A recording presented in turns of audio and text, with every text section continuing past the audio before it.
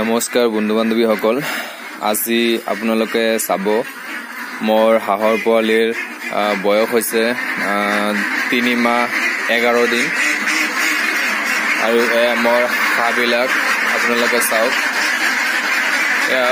হাঁহবিলাক চালে আৰু ইয়াত এনেকৈ দানা দিছোঁ, আপোনালোকে চাই আছে। ইয়াত দানা আছে, ইয়াত ধানৰ মল আছে, ধান আছে আৰু দানা মিহলাই দিয়া আছে। আৰু মই সদায় এনেকৈ বস্তাত দিওঁ, আপোনালোকে দেখা পায়। মই বেছি এনেকৈ গামলাত দিয়া নাই হাঁহবিলাকক, পানী মিহলাই মানে পানীৰ লগত পূৰা লিকুইড টাইপ কৰি মই হাঁহক বেছি দিয়া নাই। মই এনেকৈ বস্তাতে বেছি দিছোঁ।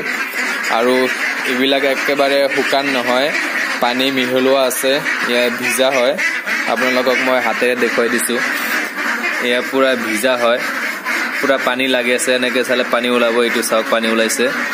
তো এনে পূৰা ভিজা আছে, একেবাৰে শুকান নহয়। একেবাৰে যদি শুকান দিয়ে আপোনালোকে তেতিয়াহ'লে ডিঙিত মানে আটকি যাব, তাৰ কাৰণে আপোনালোকে লিকুইড টাইপৰ মানে ইয়াতে কৰি দিব। আৰু এনেকৈ বস্তাত দিলে এটা ভাল কি হয়, প্ৰত্যেকটা হাঁহে মানে খাব পাৰে।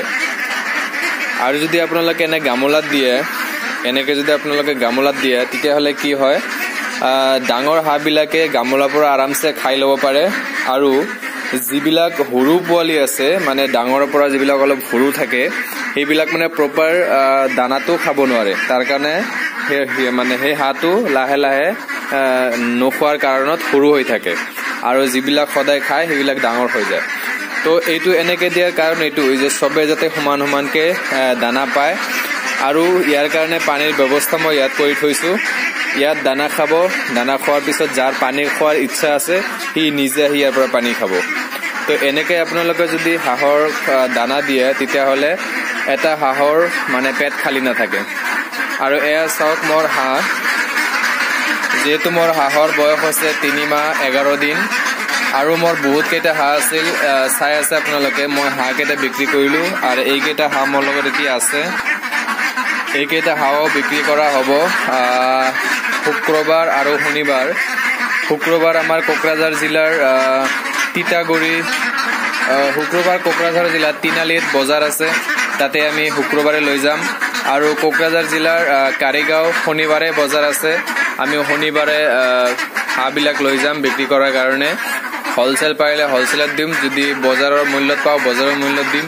যিটো দামত পাওঁ মই সেইটো দামত বিক্ৰী কৰাৰ চেষ্টা কৰিম। যদি কাৰোবাৰ হাঁহৰ পোৱালি বা হাঁহ দৰকাৰ আছে তেতিয়াহ'লে মোৰ লগত হাঁহৰ পোৱালিও আপোনালোকে পাই যাব, ডাঙৰ হাঁহ মোৰ লগত পাই যাব। আৰু যদি কোনোবাৰ লোকেল কুকুৰাৰ পোৱালি লাগে তেতিয়াহ'লে লোকেল কুকুৰাৰ পোৱালি মোৰ পৰা পাই যাব।